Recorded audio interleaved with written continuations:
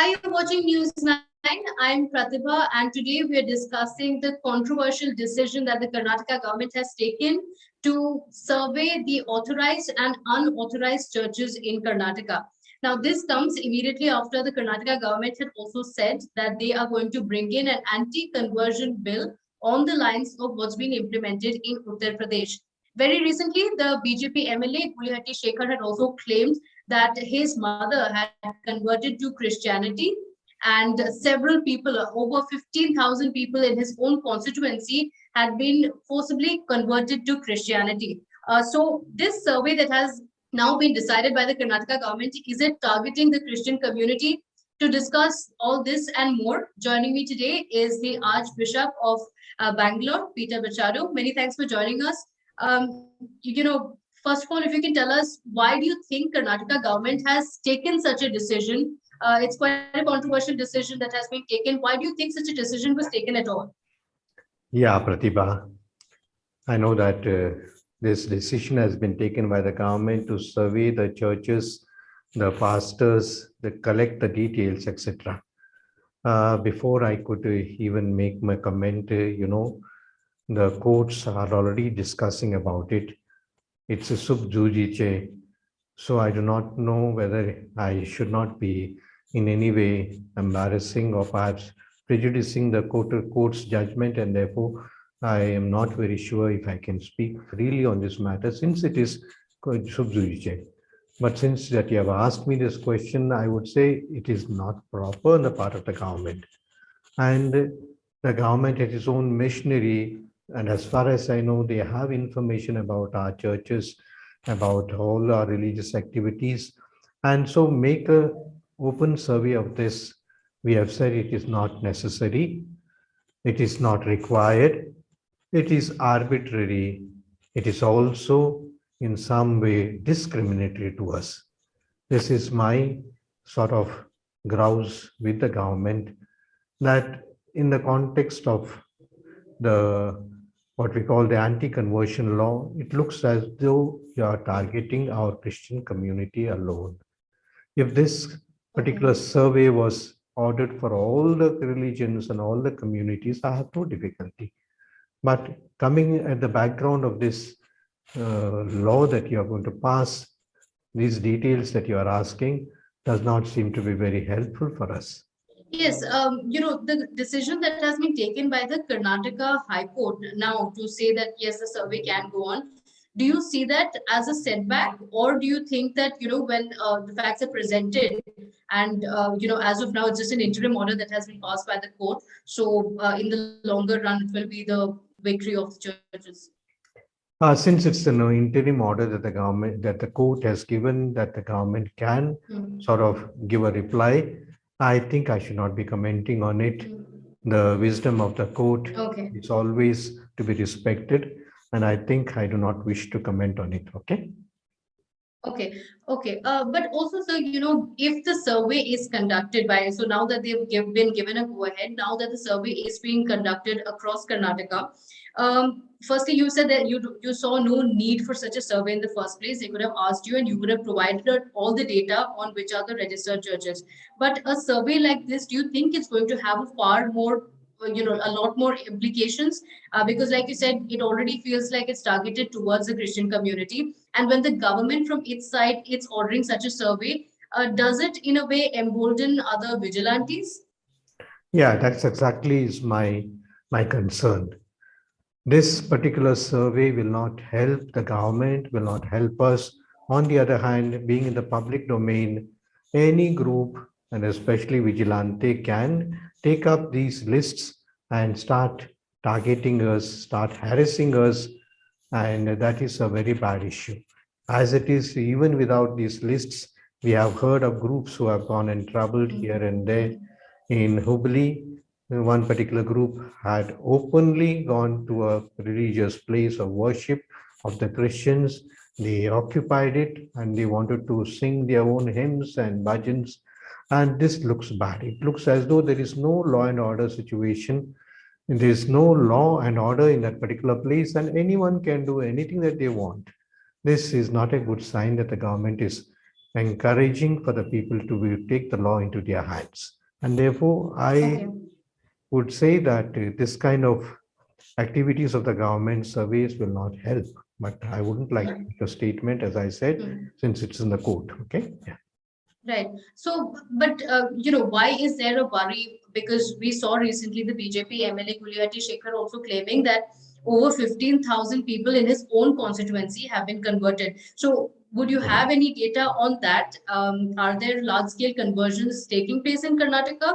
And even if they are they illegal? Which is why it's raising such suspicion.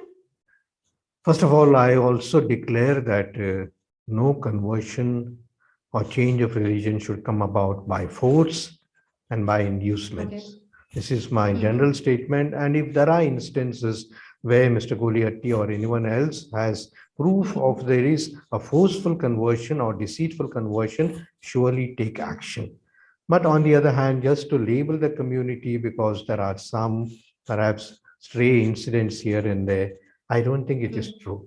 And secondly, in the case of Mr. Golati himself, I can't believe that it can happen in modern India, in a place in Karnataka, that someone can go to an MLA's house and just threaten his mother and his family members, or even give them some incentives in order to come. What does the minister, what does the MLA lack?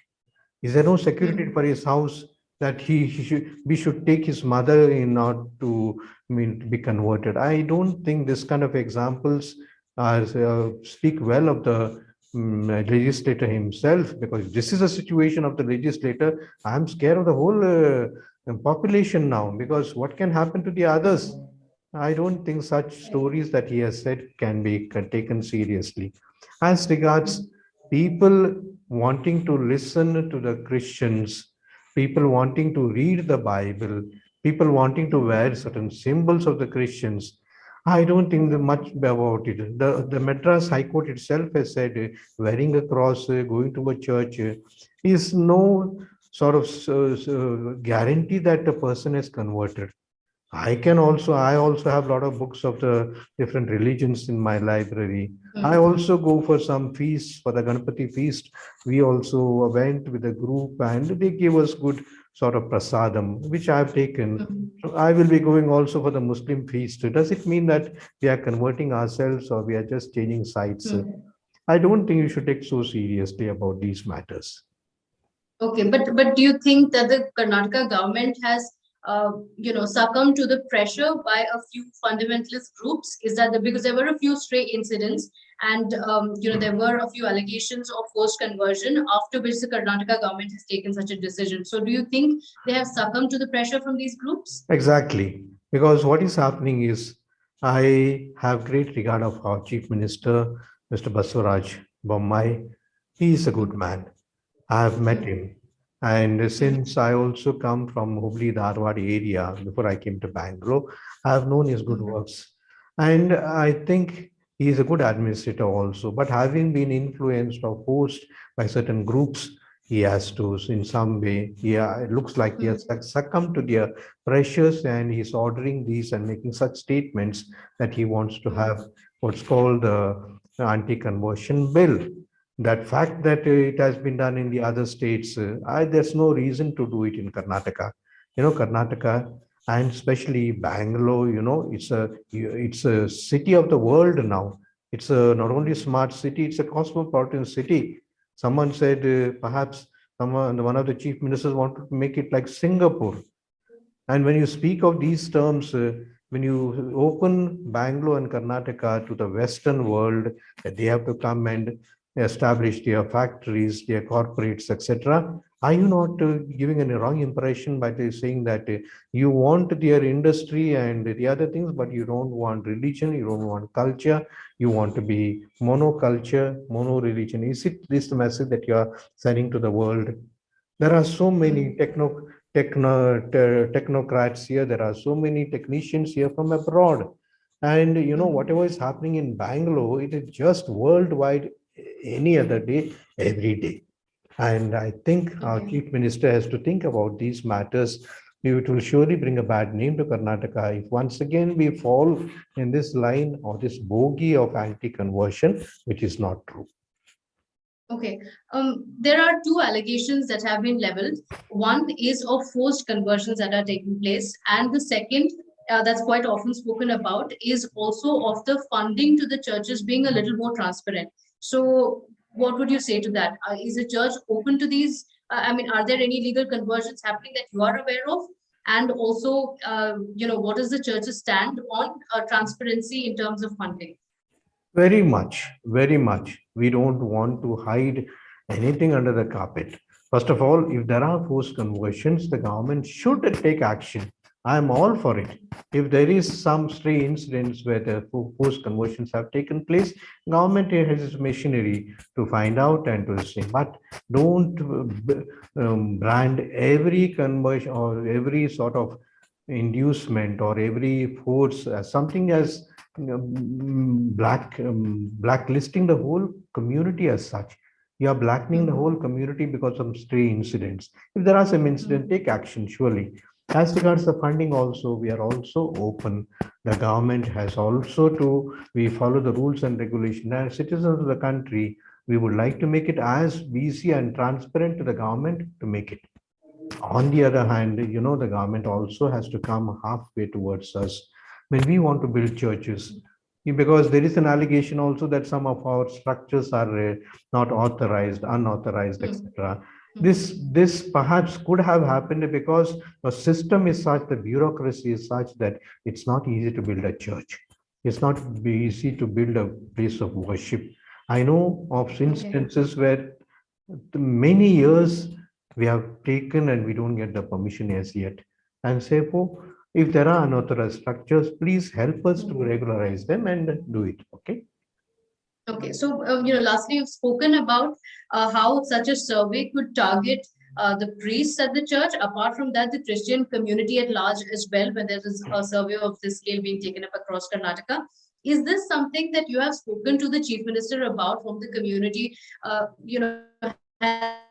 there been any dialogue with the government, and do you see any progress happening on that count? Pratibha, when we met the chief minister, he was very kind and considerate.